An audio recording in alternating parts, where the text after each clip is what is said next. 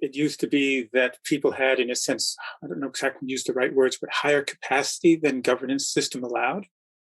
And now with sociocracy, the governance system is actually a higher level than what people are able to fulfill. And so that personal development angle is what we need next.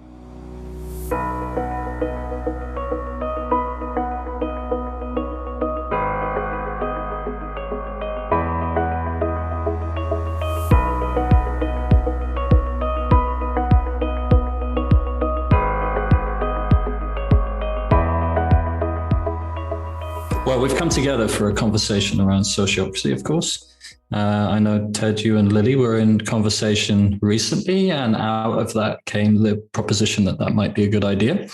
There's increasingly a lot happening in the world around sociocracy, relatively speaking, to the past. And that's a positive thing from all of our points of view, I know. And there's also many different ways in which people have been interpreting sociocracy and taking it forward, including how you folks have with SoFA and us with Sociocracy 3.0 and me previously in my work with Sociocracy 2. So as I understand it, this conversation is primarily a sense-making conversation to discover a bit about where we are, what we're doing, where we're coming from, our different perspectives around this, and really just to offer some kind of insights to others who might be interested in that. Both like our individual perspectives, but also the kind of emergent synergistic point of view. So that said, maybe it is a good starting point just to jump in and make some introductions for those who don't know who any of us are today. And maybe you folks would enjoy to go first in that. Okay, do the brief introductions round first. So Jerry Koch-Gonzales, co-founder of Sociocracy For All, formerly a member of the Sociocracy Consulting Group, formerly a member of what is now called the Sociocracy Group, from which this all originally came, and living in Amherst, Massachusetts, USA. Jack. Living in the same place, Ted Rao, also co-founder of Sociocracy For All. And let's see, a little bit more about me is I was born and raised in Germany and came to the US for my previous career, really. And then I found Sociocracy through Jerry here where we live. Okay, I'll go next. I'm in the office next door to James. That is in Barcelona, Spain. I am a co-developer of Sociocracy 3.0, and I sort of arrived into the world of sociocracy via passion and interest for bringing people together, and in a way that we can have meaningful interactions and exchange and achieve awesome stuff together. So that's what I am still trying to do on a daily basis, and Sociocracy 3.0 is part of that. That's me. Okay, so I'm James Priest, also a co-developer of Sociocracy 3.0. There's a missing third, which is Bernhard Bockelbrink, also from Germany, Ted, currently based in Munich. And he and I originally met through a workshop organized by Lily back in 2014, where I was teaching the Sociocratic Circle Method, or approximately a variant thereof. I've got 20 years experience with sociocracy in one way or another since I was first introduced to it in 2001. And S3 is the current kind of system through which I'm trying not only to bring that to the world, but also in general, more conscious ways of working and organizing together. Okay, so I actually had 3 points in my invitation to you, and I think we can maybe start with the first one, which is to hear what each one of us understands by sociocracy when we say this word, and maybe tie it together with the work we do, right? So like, okay, if this is what you understand, what was your approach to, let's say, bringing sociocracy into the world? So I was thinking maybe you guys go first. I can start. I am, I guess, a lifelong social change activist, influenced a lot by my participation in a group in the 1970s and 80s, which was called Movement for New Society. We sort of labeled ourselves as revolutionary nonviolence coach.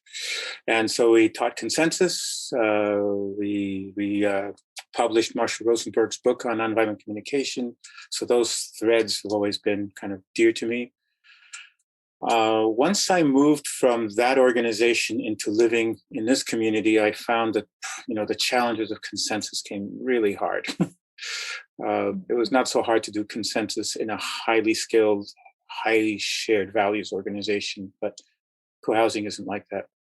And so when I went to a conference, I met John Buck, and I was like, oh, sociocracy fills in some of the missing links of what would make it more effective, what would make consensus, what would upshift consensus.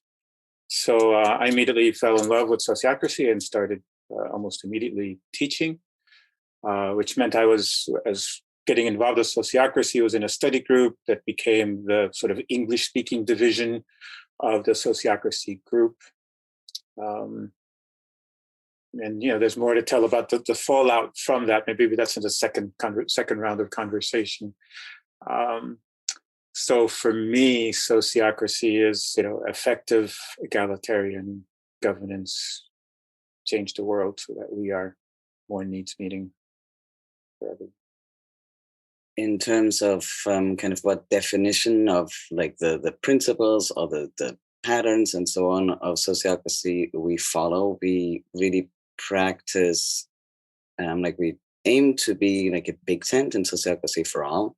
What I practice, I see very much aligned with the Sociocratic Circle Method in a non-dogmatic way, because everybody, when they learn something, they pick it up and mix it with whatever they do know, right? So that's what I do, but that's also what every individual in my classes or every client does, right? So that's there will always be a little bit of mix and match, I guess.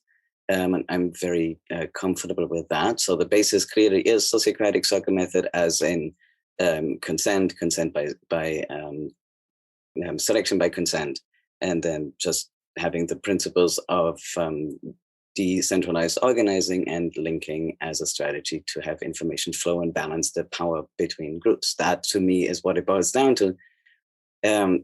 Yet, of course, that comes with a lot of practices and kind of, just patterns that we follow. Like, for example, rounds, right? It's always funny to me that rounds never made it into the original, like, official principles, and yet it's often the first thing that people adopt. So I'm aware that there's kind of more around it, and I personally am comfortable with that. And like, there's kind of the hard definition, and then there's all the culture around it that supports that and fills in a few gaps and adds a little bit, which is somewhat amorphous. So that's I guess the field that we're looking at for me. Okay, I'll jump in. Well, when I first heard about sociocracy, I had no idea what it was at all, to be honest. It was just a word with a few syllables that were difficult to put together in the same utterance. But it came to me in the same sentence as the suggestion that I should also learn about nonviolent communication, which is where we've often shared some affinity, Jerry. But this was back in 2001 at a time when I was working with communities, especially, and in this particular community, they were suffering a lot of conflict despite their endeavors towards nonviolent communication and consensus. So I was invited by the rapidly departing founder to bring what I was working with and to also learn about MVC and sociocracy, because she anticipated that would help. And indeed, it did. And it also started for me what I think will remain a lifelong curiosity about how people work together, create together, and decide together. My background before that was actually work by a couple called Hal and Sidra Stone, Voice Dialogue Method and Psychology of Selves and Aware Ego, which was really working with the intrapsychic world around the idea that the psyche is multiple and that we are a walking bundle of contradictions. And for every position we take, there is a pole to that can be determined as opposite.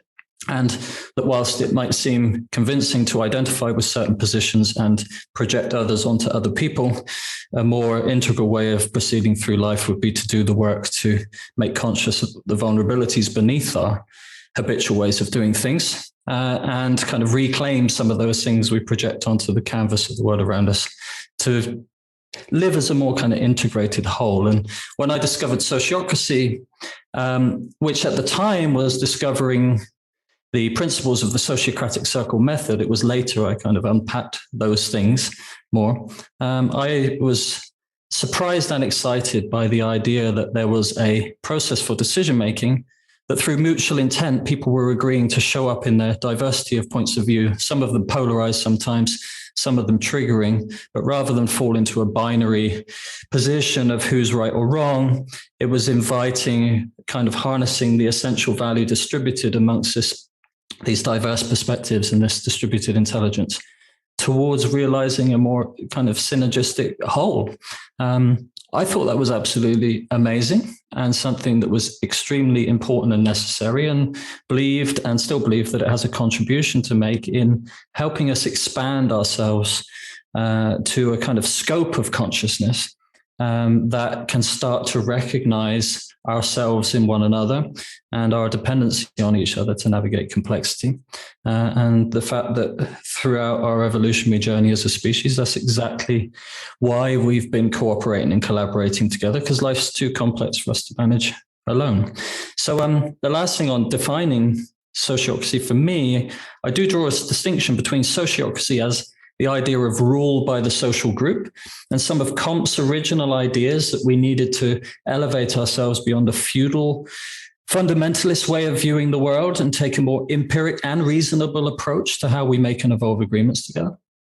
And the Sociocratic Circle Method, the work of Gerard Endenburg, inspired by those who came before, around the principles many are familiar with double linking and selecting people to roles, consent, and a double-linked hierarchy of people organizing in circles. Okay, so what I can add to this exploration is the fact that my initial experience, which is, I would say, it's still informing a lot of where I'm going for and what I'd like to manifest more in the world, is that sociocracy for me is like a synergy between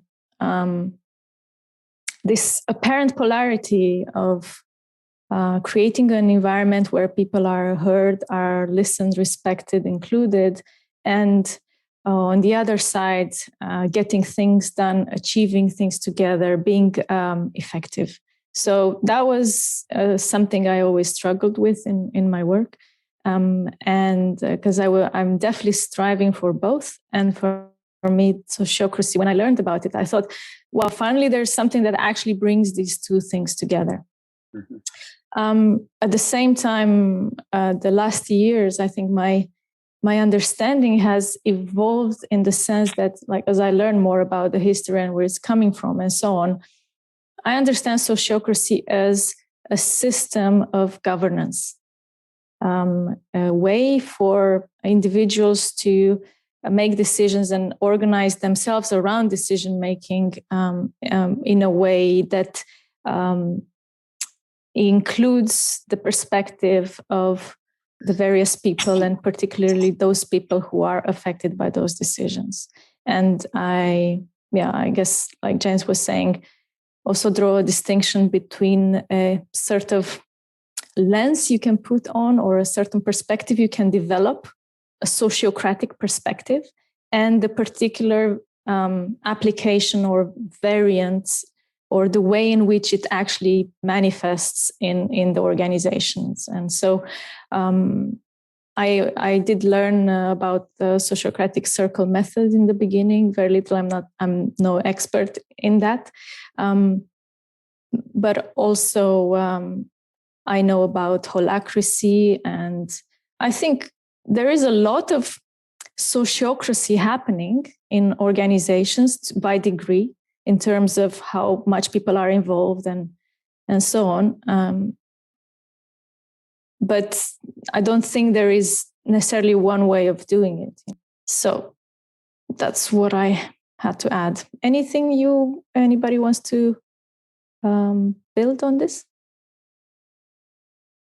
I think I would just agree with what I heard you say, sociocracy as a system of governance, and focus on those two elements of how can we be effective, get things done, and how can we be egalitarian? How do we build a dialogue, that the decisions are made by a group of people that is in a dialogue of integrity with each other. And when you say egalitarian, what do you mean?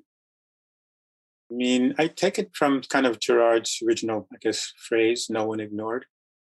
So when there is a group of people that has come together around a shared aim, and that's kind of also a defining piece, right? That we are together around a shared aim, that those of us together around that shared aim, each of our voices matter.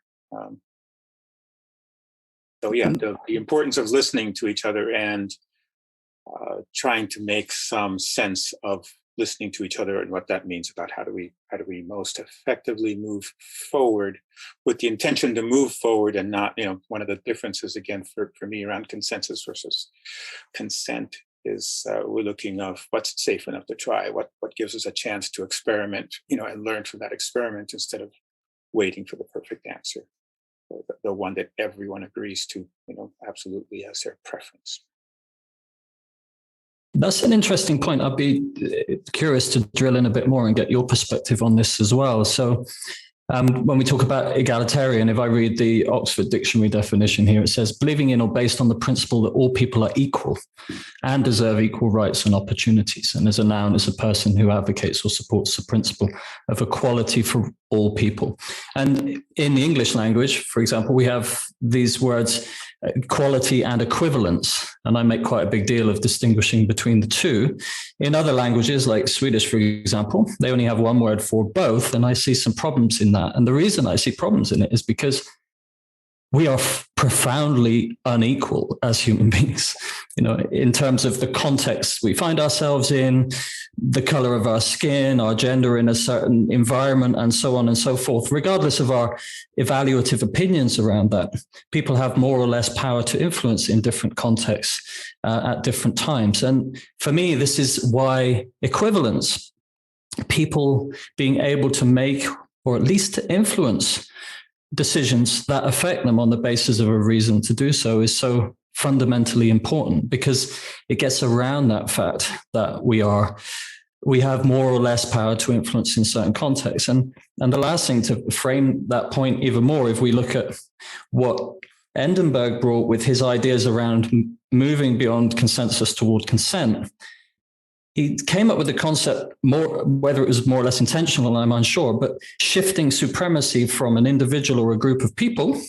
So in an autocracy, an individual or small group, or in a majority context, supremacy to the majority, which is such a bad idea because wisdom emerges through minority position invariably first, and shifting supremacy to a reasoned argument that was robust and demonstrated how proceeding in a certain way would lead to, or could lead to, consequences that would be preferable to avoid, or that revealed things that could be improved as well. So that equivalence and consent together, I think, are important, because if you give people equal voice, but they're unreasonable, then we can fall back to a form of consensus without any kind of qualification or recourse. But by building this in, it enables people to bring arguments that are more powerful than any particular person to influence, regardless of where we might rank them in terms of their level of influence or equalness in some kind of collaborative environment. So I'm curious about your thoughts and reflections on that. I think you alluded to it, Jerry, but I'd love to hear your point of view around this. I was in one of our circles of Sociocracy For All recently, where we're basically essentially wind up co-writing a social justice statement. Like where does Sociocracy for All stand in relationship to all the issues of social justice? And my sense at the last meeting was like, wow, I can't say who the author is anymore. Because it really speaks with our collective voice. Different people have sort of taken turns at kind of drafting and then, influencing. So to me, that's, every voice mattered, whether some of us have more words that kind of wound up in the final document or not. It doesn't matter that it might have been my words that are more there or somebody else's words. What matters is that we collectively came to that sense of together. So yes, different voices may have more influence because of their arguments, but no voice is inherently worth more than someone else. I want to throw in another piece, which is just intentionality, I guess. So, for example, if we select somebody into a certain position so that we create a situation where that person's voice will be heard more often, we do that by choice, right? And with term limits and all of that. So there's always a lot of footnotes. So that to me is a big difference compared to just somebody has more power, period, or is heard more often, period. So that is another addition to the whole piece that I find important. Yeah. So this kind of segues a bit with the spirit of conscious contracting, right? We're coming to agreements together about how we will distribute our resources, the time we have available, the energy we have, and who will take responsibility for what in a primary way, and with the attentiveness of everybody involved to feedback if they see reasons why things are going off the rails or they can be improved. But essentially just distributing power to influence in the way that enables people together to create the most value that they can in response to whatever their goals may be. Is something like this? Yeah. Yeah, I'd like to add to the argument for equivalence or for involving people, besides the fact that, it feels good and it's humane and it's, inclusive and so on. But it's also, we really need that. We really need the diversity of perspective because we're navigating in quite complex environments, and only one or two or just very few perspectives on a situation is not enough to really make sense of it and understand. So I think many organizations today that, let's say, have been, generally speaking, more business-oriented or profit-oriented are also coming to the same conclusion. Well, we need people to input their perspective. We need people to take ownership of decisions, to make them themselves, and so on. And in a way, no matter which way you're coming from, the realization is the same. So, yeah. Hold on, I want to add one thing so it's complete, and that is that we are very much aware, and that's kind of a big topic among many people in Sociocracy for All. It's just also how sociocracy is just a governance method, right? And it's not it's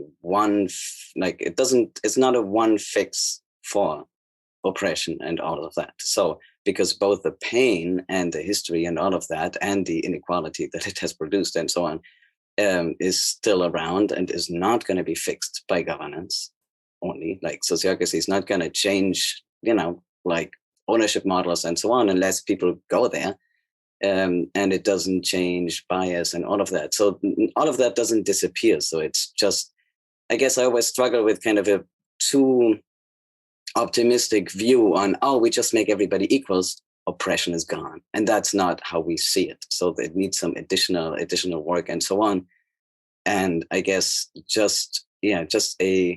I guess to me, a commitment to diversity, I always want to ask why, right? Like, what is the real reason? So because sometimes I'm like, there's a little bit of suspicion in me often, especially if the ultimate goal is still profit, right? So that's a tricky one. And then it is, I guess, ultimately what we want in a sociocratic context, right? And I'm assuming that I'm saying something that everybody here agrees to, is that the more perspectives you take in, the more complete of a picture you will have. Never fully complete, obviously, but the more complete you will have, the better informed your decisions will be, the wiser, the more viable whatever you do will be. So diversity to me, and inclusion of as many voices as possible, whether from inside and outside the organization, from everywhere really, is kind of a logical implication of what we do, so that it really goes together. But it's not the only, what we do is not the only way to address it, and not only not the only possible way, but also it's not sufficient, I guess is what I'm saying. Okay. Well, growing out of that, loosely kind of heading toward the second question we framed out for the conversation, but also a bit clumsy and unformed. On that topic of diversity, so we're having a conversation about sociocracy. We're talking about the Sociocratic Circle Method. We're talking about SoFA, which some people objectify these days as a thing you do somehow. And we're also talking about Sociocracy 3.0. And one of the reasons that this conversation came about, I think, was around, I don't know if it's unclarities or if it's more just observations of things around, okay, how do all of these things fit together? And I know for us, we in recent years have made a pretty big deal of distinguishing between sociocracy, lowercase s, as a form of government conceived of by Kant, and an idea that was carried forward and eventually kind of applied in different ways, like with Bucher, for example, bringing a lot of kind of his experience around Quakerism into the picture and strong ideas around consensus, and then Endenberg later with his engineering background and cybernetics and upgrading, I think, things more toward consent, I would say, and the emergence of the Sociocratic Circle Method. I think those two are useful distinctions to draw, because you could argue something like holacracy as well has influence and underpinnings in sociocracy as a kind of concept for government. But the Sociocratic Circle Method is very specific. It's very clear. There's a bunch of norms which nobody gets to see, as far as I can tell, but nonetheless, it's pretty nailed down tight. Maybe it needed to be recognized as a form of social science by the University of Maastricht back in whenever it was now. I'm not sure. I forget, maybe in the 90s or 80s. But then out of that, and especially since the work of Sharon Verlijns and John Burke to learn about sociocracy, translate it into English, and then start publishing materials in English, a lot of people have been inspired by this, including us. And there's some confusion these days for people, because when they search sociocracy, like most people do, they find a bunch of whatever comes up in their search engine. They're going to find a Wikipedia page that confuses sociocracy with the Sociocratic Circle Method as if they're the same thing. They're going to find a lot about SoFA because you folks are super active. They're going to find quite a lot about S3, I guess, and maybe a few other interpretations of sociocracy as well. And I'm of the opinion it's really useful to clarify a bit what some of the distinctions are around interpretation and approach.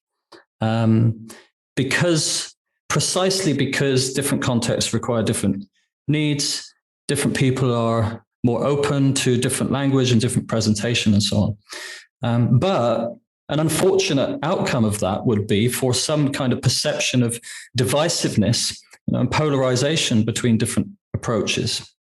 So there's a kind of paradox between sociocracy for all. It's like, okay, what does that mean?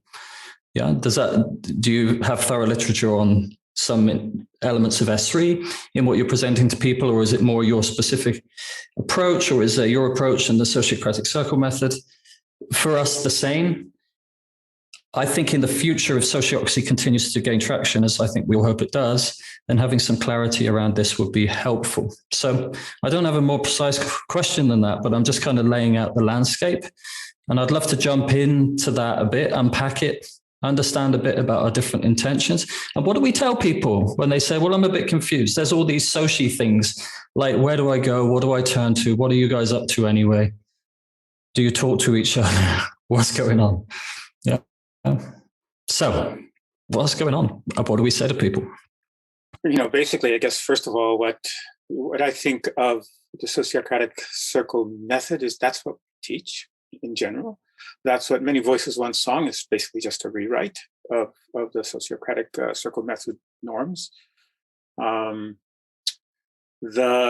I tend to say is that, as far as I can tell, what S3 teaches, what Sociocracy For All teaches, even what the Sociocracy group teaches is all essentially the same.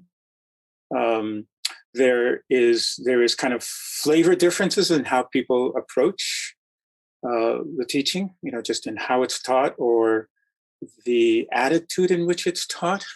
For example, I think one of the things that S3 and Sociocracy For All share in common is the sense of Creative Commons license, that, this is information that should be available to all, as opposed to the Sociocracy group that wants to have its intellectual property and much more sense of control.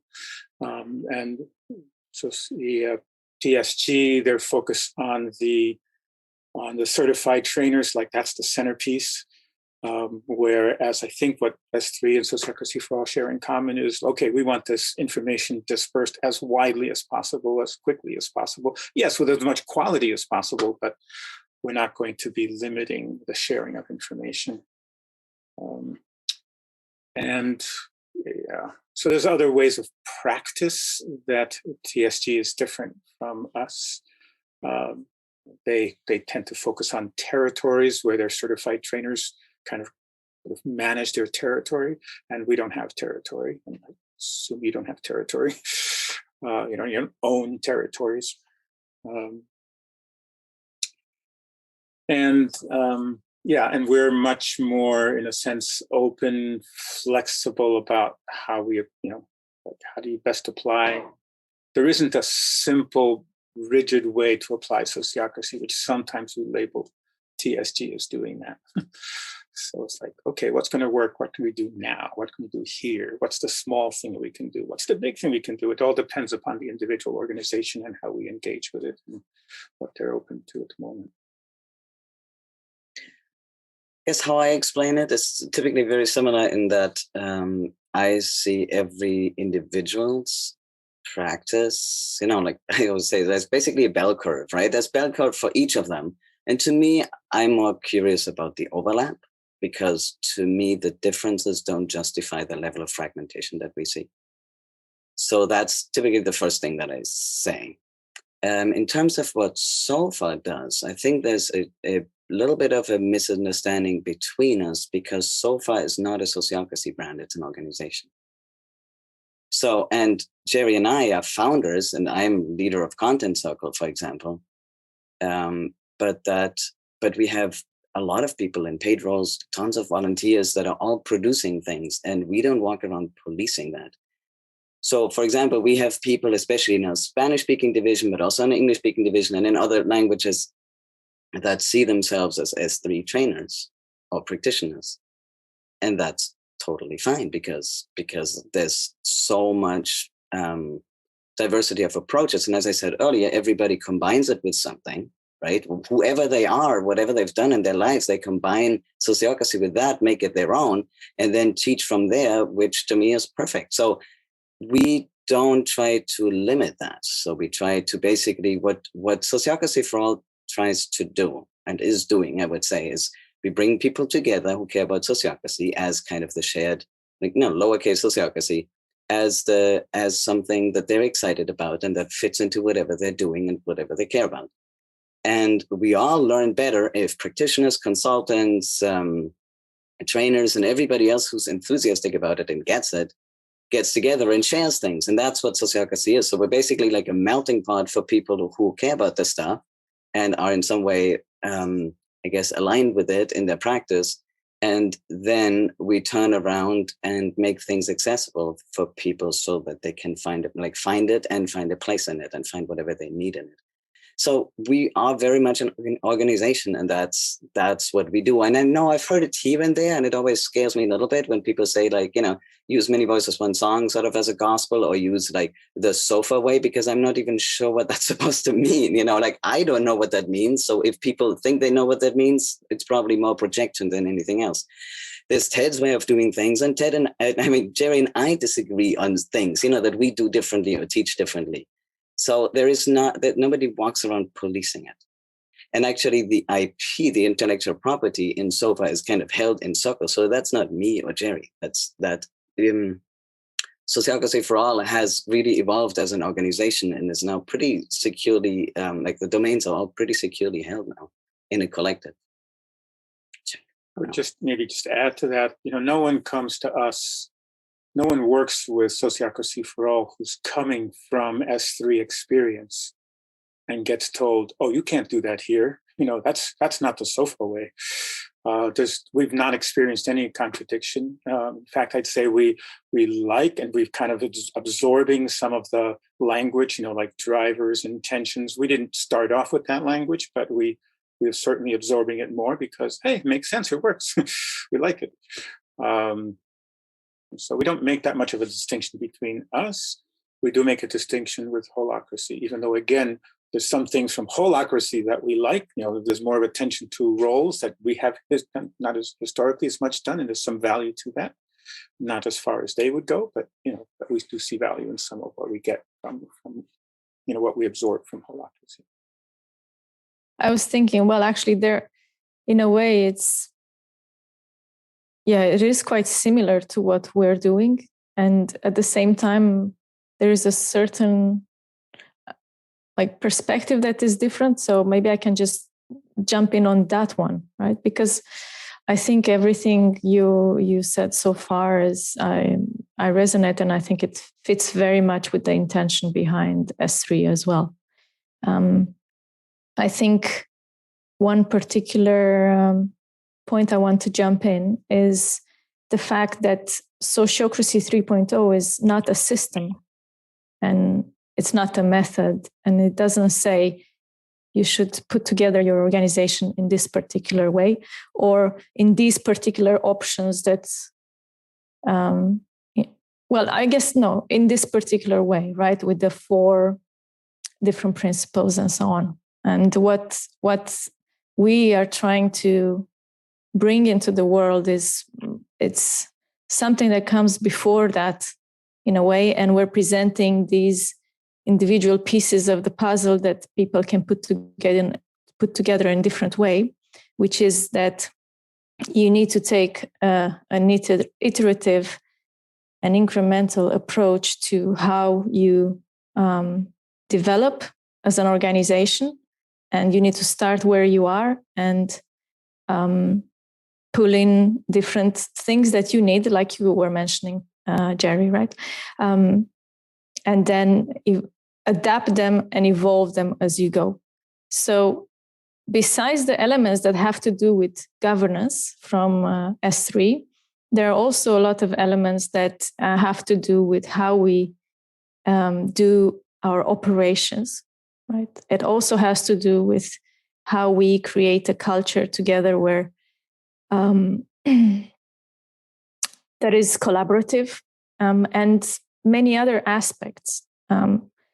One thing that we want to make a point about is the fact that double linking is not the only way to structure your organization, and there are different things you can do, and there are even new emergent patterns out there, and even now we're considering to how we can tell people about that.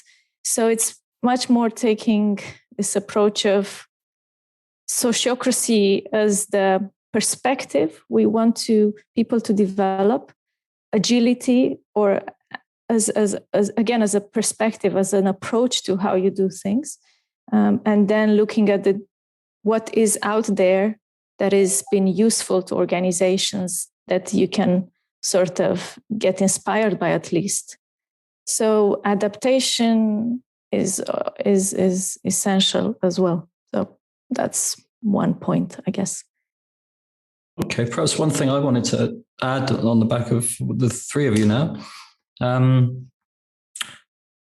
I see one key difference is that our area of focus with the continuing development of S3 is improving precision in defining the pattern language over telling people how they should use those patterns. So my fascination is looking at those patterns that have emerged in human collaboration, have prevailed and evolved over time because of their usefulness, including those patterns that were articulated to some extent in the Sociocratic Circle Method, but many more besides, within the wider frame of patterns that are useful for developing organizations and co-creating, and looking at how we can continually refine that language in a manner that can be communicated as clearly as possible to as many people as possible, regardless of context. And that's a big pivot for me from the days when I was advocating for the Sociocratic Circle Method and teaching that as a whole system solution for governance and advocating for that. And I would say even annoyingly evangelizing for that, to a point of recognition, as you were saying earlier, Ted, people take what they take and they do what they do for better or worse. And so at the end of the day, you want to be able to provide as much value you can to those open doorways where people are looking for something because their current approach fails somehow and they're ready to embrace something new. And so I hear you kind of leaning toward the pattern approach as well. Holacracy is doing that now with the Constitution 5.0. Okay, maybe a few more years before we get down to individual patterns, but 5 modules is a good step, I guess, in that direction. But our interest with S3 is that we're geeky, and Sociocracy 3.0 is a website with some patterns described on them. And that's it. It's no more or less in a way. And yeah, sure, you can put them together many ways. And there are certain ways you can put them together that are going to make sense in most cases, most of the time. You can build the Sociocratic Circle Method. You can build Holacracy. You can build Scrum. You can build a scaling agile framework if you want with the patterns from S3. But the point of it isn't to prescribe any one of those approaches in particular, but rather to break it down into its component parts. And one aspect of why I think that's valuable is because of accessibility. The problem of people recognizing which pattern might be useful aside for a minute, but in terms of what's the smallest change we can make for the maximal value gained in the face of something we're acknowledging is no longer good enough, this is where S3 comes in. And for that reason, it's also why we're very big on specificity in terms of the heart of the patterns themselves, but not big on how people should apply the patterns, because the whole point is people can adapt the patterns, but trying our best to communicate to people like the essence of those patterns, the most robust form that people can interact with, learn about, understand, and then adapt it and apply it to suit whichever context they find themselves in. And that, I think, is a very big difference, because S3 is a menu of patterns. SoFA is an organization.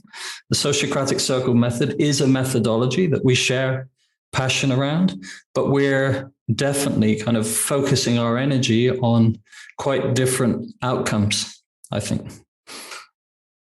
This is not something I thought about that level of granularity until now, but I'm throwing it out there to see what you think as well. Yeah. And I just want to add one thing about the specificity of, what an S3 pattern is and what we mean by it. I think, Ted, you sort of mentioned this apparent contradiction between the specificity of how we say, okay, this is this pattern from S3 versus how people actually use it and adapt it and so on. So we are, in a way, maybe precious about how we describe things because we believe that is important. But what people actually make of it and how they apply it is still quite open. And I want to throw the word ecosystem in there because I can't think about it without. And I guess that's what I struggle with a little bit with the patterns approach, because So there's so many different layers here. One is about how do you implement, one is how do you learn, and how do you present. Those are all very different things, right? And I think if we put them all together, it becomes less clear. So, for example, Sociocracy For All, in the same way as you guys, right, has pieces of content, and you can read one article and go do that. So there is kind of an inherent patternization in it, just because you have to chunk things up in some way, right? Like, not everybody reads a book cover to cover, and even then there would be subsets of it, of course. So that's all the same, and of course, I mean, that's where we certainly agree. We don't walk around policing people and tell them, oh, if you rounds, you also have to do this and you have to do that. Otherwise, it's not real, kind of thing, because they do what they do. And I really hold very strongly the self-management, self-organization kind of ethos of, no, everybody does what they do. That's the point of it. If I walk around telling people how to self-organize, there's just an inherent contradiction in it. It's like it doesn't add up. There is a little bit of a binary here that I'm not buying into, though, and that is, I guess, that the assumption is that if we say here's how it could be done, that we're telling people what to do because we are offering an option. So that, to me, I don't quite understand where that misunderstanding comes from, because we're actually very explicit about it. Like, I literally, for example, search through Many Voices, One Song, and also with translators and so on, we make sure there's not a single imperative in there. Like, down to the grammar of, I'm not in the business of telling people what to do, ever.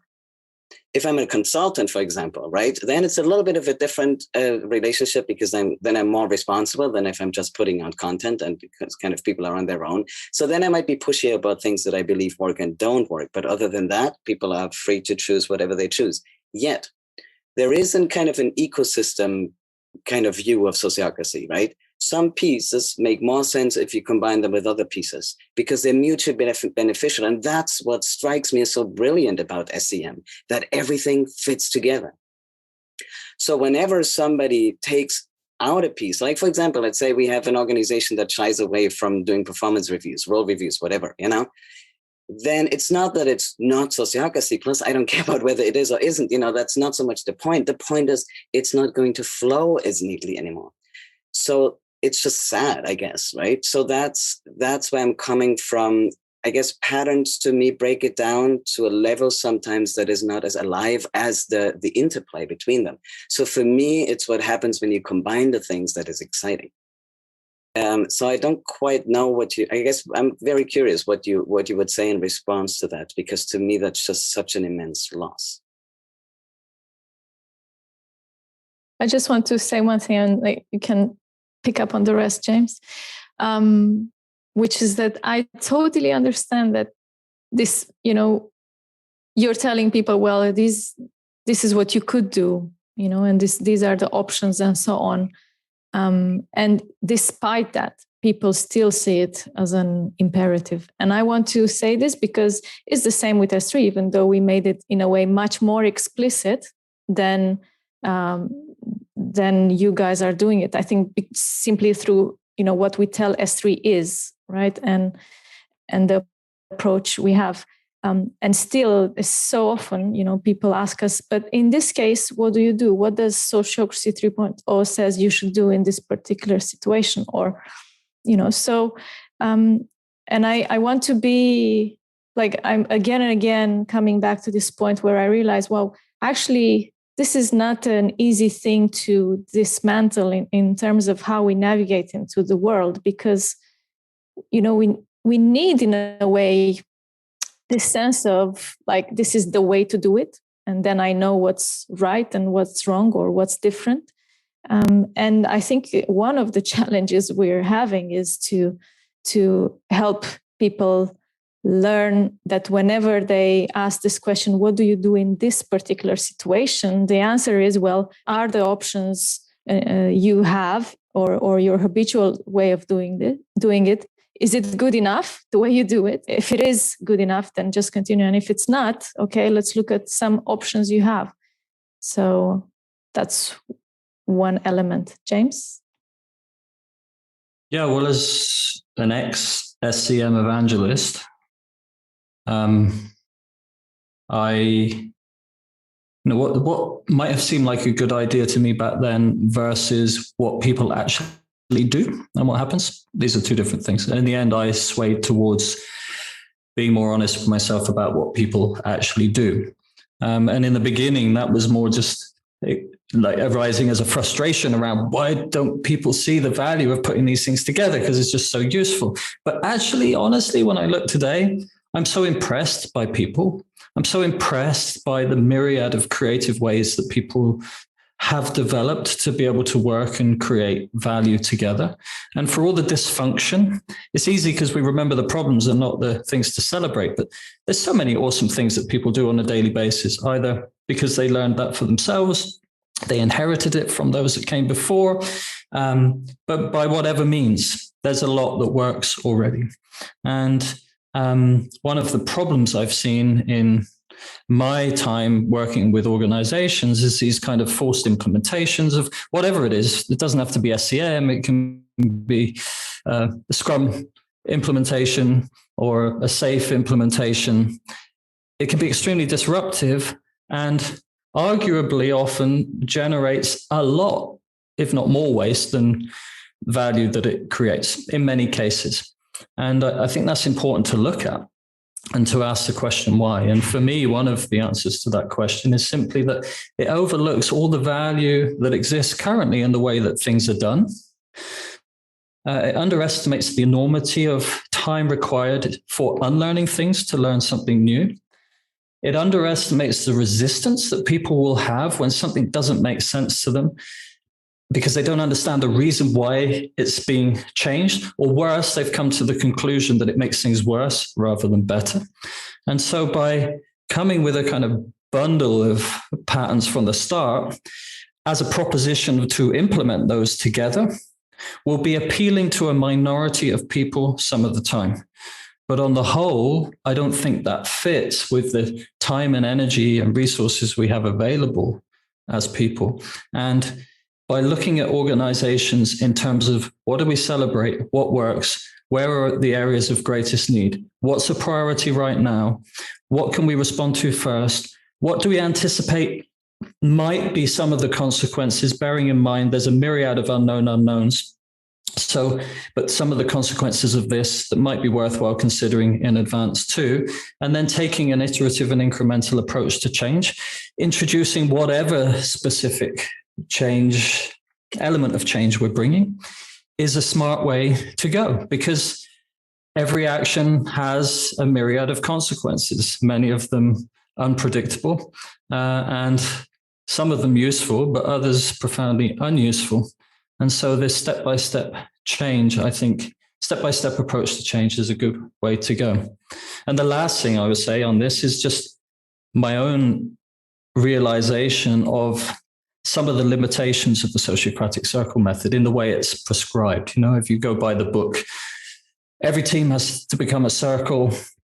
All circles have to be double linked. I mean, how does that work in a company of 130,000 people? It's ridiculous. It doesn't work at all. Yeah, we need much more sophisticated, nuanced ways of organizing together. So breaking it down into its parts is useful, while selling the story of, hey, imagine what it might look like if this, and this were in place, I think is a legitimate thing to do, but not with the underlying agenda that people would adopt that, but rather it would just give them a contrast to their norms. And at that interface between habitual and new, they're able to look a little bit more consciously at what's possible, but also where they're coming from, and make more conscious and intentional choices about how to proceed. So, yeah, this is why I ditched SCM as a whole system solution, because I don't believe in it. I think it works for a few people some of the time, same as holacracy. 2, if you want to do it, go for it, great. But we do well to break it down and look at those components within a much wider scope of all of the amazing things that as human beings we've learned to do to help us organize and create value together. And nothing that you two said I disagree with. I agree with everything you said. We're just drawing different conclusions from it, but I don't think we disagree at all, because yeah, that's how I see it too. Because striving for wanting to have like an ecosystem where things fit and not just a band-aid approach doesn't mean that I say, oh, unless you implement this and that, I'm not even going to work with you. Like it sounds like, I don't know. No, it doesn't even sound like that. I guess I don't understand why we're still building that binary of all or nothing or bit by bit, because that's not a binary. Like, it depends. For some people, it's good to not be in a 3-year period of change, but say, okay, today we're turning the switch and that's what we're doing. For some people, it's good to ease their way in and a combination of thereof. So even that to me is different options which you can mix and match in every moment and in every, like, depending on the situation. So that I don't see a contradiction with that at all. But you haven't said anything for a while. I'm sure you want to say things. I just, I had a quick look at the website before this call, and I found this phrase, adaptable patterns mutually reinforcing. And I think what I'm hearing is that if we just take those two phrases, that you lean a little bit more towards adaptable patterns, and we lean a little bit more to mutually reinforcing. Yes. But we basically agree on the whole phrase. Yes. That's all it is. Cool. Yeah, okay. I think that's useful exploration. And I just want to make explicit, I do believe we need systems, we need bundles of patterns put together in a certain way that, people can look at as a whole. And that is important. And I think we need more systems like Sociocratic Circle Method or Holacracy and so on. And there are new sort of systems coming out. And I think this is an important work as well.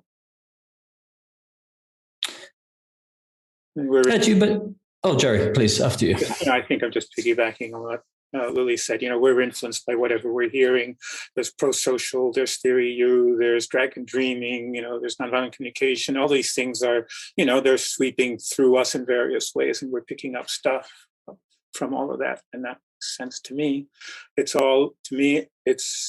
just that one essential, I still go with that phrase, no one ignored. How do we maintain the focus and the value of the worth of each person's voice? And everything is serving that. It does, like one of our phrases is, if it's rigid, it's not sociocracy. And the same with the double linking, which I know is kind of like the key break point, at least the history that I'm told about, James and SC and the Sociocracy group is, the struggle around the double linking. And we don't have double linking everywhere, and that's okay. And then I say, the higher up in the organization, where the more and more power is potentially concentrated, if you don't have a double linking, what do you have that's going to preserve, that's going to support, voices being heard? Or are you really shutting off the faucet? Yeah. I'm curious about that historical reference to my name. I think that might go back to 2011. So I was, I was always a bit of a renegade with SCM. Firstly, because in the early days, I couldn't afford to go to the Netherlands to learn it. And secondly, it wasn't in English either. So I just kind of made my best, as many people do. But by 2011, I was collaborating with some folks in the UK. We were running Sociocracy UK. And since 2008, when I packed in a career I'd had in London, I was convinced that sociocracy needed to be brought more to the world and was looking at ways to do that. But anyway, to cut a long story short, at some point, the Sociocracy group insisted that Sociocracy UK should let them select an operational leader for the organization. And I pushed back on that, and others did as well. And we decided we didn't want to go down that road. So that's an interesting conversation that we needn't get into. But I think, this and a few other things, and then the final nail in the coffin was launching Sociocracy 3.0. A few people were less than kind of impressed by that. But it wasn't just my kind of rebellious nature that led to that. It was really just about banging into the limitations and the preciousness somehow of certain people's interpretation of Gerard's work and the Sociocratic Circle Method in general, and seeing how that was an enormous impediment to this spreading far and wide. So, yes, and that's why Sociocracy For All. That's the For All came out of that. It's like, don't limit the information to intellectual property rights, and lower the costs of access. It's way too expensive to get certified. We have to, it's really very expensive to try to go through the process with TSG. No, we need to make this information more accessible. Yeah, sure. And also painful journey sometimes as well. Yeah. Yeah. So there's one thing I wanted to dig into a little bit, and I've actually got my suspicions about this, Ted, and I hope it's all right I'll bring it up here, but you're talking a lot about policing, and making the point that you're not policing anybody on what they should or shouldn't do. And it's come up a few times, but I'm curious about what that's about in terms of who's policing, because I know the Sociocracy group have been a bit notorious for that. Not necessarily policing what people do, but just policing who can do it. But in terms of like policing people on what they should or shouldn't use and how they should or shouldn't approach things, is this something you've come across? Because it's not something that I'm so familiar with in recent years. It just seems to me many people are grabbing sociocracy and doing with it as they will. Right. But for example, it's a response to, for example, there's a client that recently told us, like half of them, I think, were like trained by me and the other half by Jerry. And they had an argument about what's the real way, like Jerry said this, Ted did this, that's scary. So they are policing each other basically. And that to me is painful. That's painful. So that's where I'm going. It's, people picking things up and thinking they happen to hear one option of doing it, right? And then they think that's their way, and then they use it against people. And that's where I'm coming from. That's sad. The word police, my association with that has a lot to do with NVC. I'm talking about NVC police. That's not a feeling. And not, people not noticing what they're doing with the way they are responding to other people. Losing our curiosity. Yeah. Well, again, maybe this is an area where we lean slightly in different ways. So, for example, your focus is on supporting people to apply these basic ideas in whichever means makes sense. That's a key element of what we're doing. But first and foremost, what we're seeking to do is help people understand the pattern in its kind of pure form. And so from that point of view, it's fair enough sometimes to come down and say, actually, that's not how the pattern goes. That's an adaptation of that pattern, but the pattern we've defined is like A, not B. And that I think is helpful. And the reason I see it's helpful for people, the reason is because people tend to interpret things through the lens of their current paradigm. And so very often, especially in more, let's call them complicated patterns, or patterns that have a diversity of relevance depending on context within a complex field. It's very, I heard someone say the other day, there's the danger, I'm going to make a terrible mess of this, but it was something like the danger of knowing enough to think you're right and the danger of not knowing enough to think you're wrong. That I think is a really important point. And that's something that we found with S3 to the cost of like 7 figures and upwards, I think. Misinterpretation, not just of one pattern, but several, putting it all together in certain ways, going out there, making a disaster of a mess, and really paying the price for that.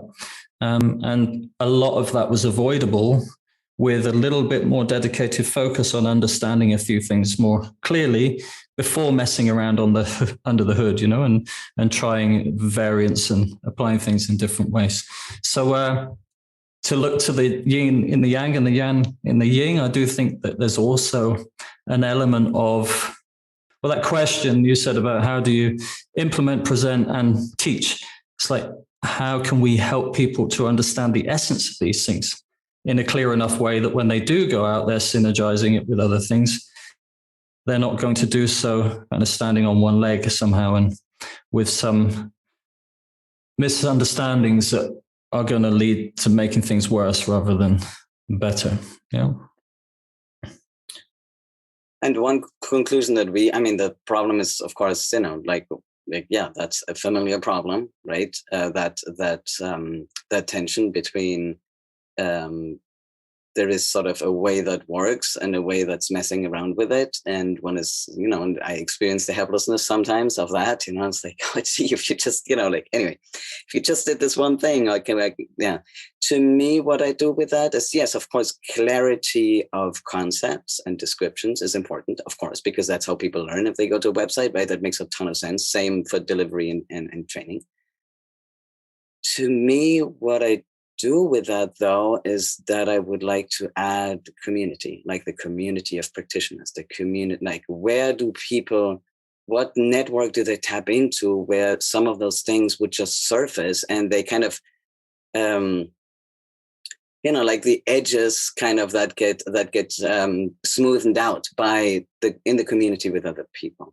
So that's why we are a membership organization, right, where people can sort of come back to the fountain of both inspirational, but also just in the crispness of process and variety of options. So that, many people join just to sort of as ongoing education, basically, right? And having a way to co-create this culture that supports those patterns. So culture is important. Of course, I'm sure you'd agree with that anyway, but I guess that is, I guess what I'm going for is that I think we all care about very similar things, and there might be a little bit of leaning towards yin and yang, but we are drawing very different conclusions in how we build how we build what we build, right? Like for the reasons you said, we are a membership organization, and that makes sense to us. That was important enough for us to manifest it in the world. So I guess it's hard when people look at what we do each other and overinterpret what it might mean for our sets of values, because I think we're so close. While, as I said, how we manifest things in the world might differ, but that I wouldn't put too much weight on it. And that's also how I tend to present it. People make choices based on not only their convictions around sociocracy or their value set and what they see is needed in their sector and whatever, but also what is fitting into their lives, and what there are other needs than just that at play. Like a need for companionship, for example, was big for us. Like we wanted companionship and like a set of trusted people that we work with as equals and so on. So that was a big driver for us, and that's what we got, and that's great. So I guess I just am a little tired of the overgeneralizing and the overinterpretation of what people see on that. And I would just kind of ask everybody to relax, because there's a lot of room in the world. And in order to make change, we have to kind of get it from different angles, right? And that's, to me, what we're doing. And I think you're doing a great job. I mean, with the community you're creating and the organization, and I think you've done a lot to contribute to sociocracy being a more common word in the world. So thank you for that. And I feel a sense of kinship, and that despite the fact we're not actually working together, we are doing similar things, and I'm sure we can learn from each other a lot. Yeah. The marketing perspective, right? They always say, you need to distinguish your product from the competitor's product. And I don't feel that drive. I'd much rather have that sense of we're co-travelers. And, from the SoFA side, we benefit from your geeky attention to patterns. So that's only going to benefit what we're trying to do, because we're going to learn from you. And the other thing I think of saying is, as a member-run organization, we've got 174 members right now. We are our biggest laboratory ourselves. We have to figure out, what do we mean by sociocracy in this context? Oh, we're growing. How do we grow and still maintain the culture? How do we grow and still have everyone's voice matter, not just some founders, et cetera, voices? So how do we all do that? And that's so we grapple with that every day. Yeah, and as always, just to kind of pluck out the grain of truth on the other side, back to what I was saying earlier about diversity, preference, changing context. And so I think there's a danger, and I'm not in any way suggesting you do this, but just as a general rule of thumb for all of us, a danger of being too unspecific, too unfocused, too vague. And there is merit sometimes in focusing on a specific kind of user need or an area of need among users or a particular context and so on as well. Because otherwise it can be a bit of a confusing message for people, you know, and have the opposite effect. It's like too many choices, too many options, too vague and broad. So how to find that balance, you know, and how to become conscious of the message we're making to make sure that the message we're making is intentional and to whom. And if you are aiming to achieve something like you aspire toward in terms of sociocracy for all, you know, then what wisdom is there to be gained from recognizing the fact that people do kind of slice things up in this way sometimes? And are there different narratives for different contexts? Are there different deliverables that speak to different people in different cases? Do you want to aim for all of them? Are you focusing on a specific kind of niche or spectrum within that whole, and so on? I think these are also helpful questions. Bernard challenged the hell out of me on that when I met him, because, you know, what you achieved with SoFA was, in a way, and it's your own version, but in a way it was where I was aspiring toward in my work with the Sociocratic Circle Method before meeting Bernard and developing S3. It was much more community orientated, you know, much more kind of generating a movement. And actually we pulled back from the term movement quite soon in the early life of S3 for various reasons. But you know, well, it's interesting because despite the endeavor for it to be sociocracy for everyone, it still attracted a particular niche. It attracted people who were energized by the idea of sociocracy for everyone. And then there was a whole bunch of people, like 99.9% of them, who weren't interested in that and wanted something else instead. So I guess that's my point. Any other thing, Sociocracy for All is also not a movement, right? It's a movement support organization. The movement exists, like we are part of it, but the movement includes you guys, right? And includes sure. Just to have that clear. I don't want people to walk away thinking Sociocracy for All sees themselves as a movement. Yeah. No, let's make that super clear. And that was a mistake we made. We said Sociocracy 3.0, the movement in the beginning, kind of careless. Let's ship something, get it out there. And at some point we removed that because it created some confusion that we found was actually not so helpful. So I think it's clear, and it was clear to me from the start, that SoFA is an organization, that you have done a wonderful job of repackaging the Sociocratic Circle Method, pulling in a number of the elements that inevitably are woven into that anyway, and support that and make that more powerful than it could be in a dry kind of rational interpretation of it on its own. And yeah, you've definitely energized the movement in a way that was not the case before SoFA was born. So, and in a short space of time as well. It's fun for us to see, to have this, you know, as Lily was saying, the kinship of other people who are also kind of throwing themselves in as, you know, like with the many people in mind, the many people who are waiting for this and so on. So that's I experience that kinship, and it supports, it sort of rekindles whatever we do also, just as a overall sense of direction and passion around that. So mm-hmm. You know, we when sometimes people ask us things about S3 or holacracy, TSG, one of the things that I always say, well, you know, we're friendly. We're friendly with S3. We talk from time to time, not that often, but, you know, we don't have any problem with getting, you know, like the possibility, oh, let's have this kind of conversation. And we do have our relationships with various holacracy trainers, not so much with the organization, Holacracy One itself, but with people who teach us holacracy. And it's like, hey, you know, we can have that dialogue. And for me, it's sad that we don't have that dialogue with TSG. We used to, but then they said, we don't want to talk to you anymore. And, you know, we wish they would. And it's only by this kind of exploration that we can keep learning and evolving. Yeah.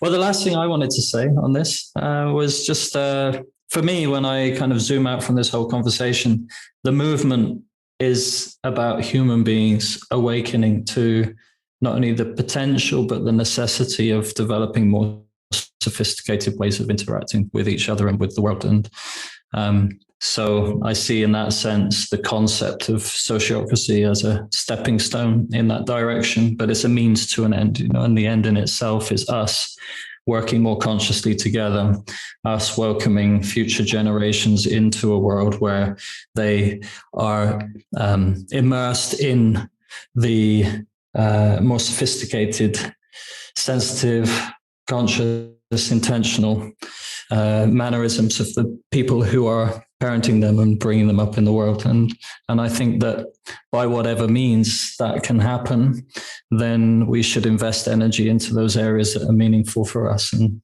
for me, sociocracy is very much a means to an end that I find myself focusing on right now, but it's not that I'm an advocate for sociocracy per se. I'm just an advocate for greater consciousness and teasing ourselves with the possibility of our fuller potential expressed, and taking responsibility and acknowledging my shared accountability for whatever it is that happens as a consequence of our actions and inactions in future. So all of these conversations about like what's the right way and who's right and what's the right method, I think at the end of the day, that's a big, big distraction. It's just another ideologically polarized argument that's a distraction from what's most important right now. And that's that we learn better ways to organize ourselves and live together in the world. So.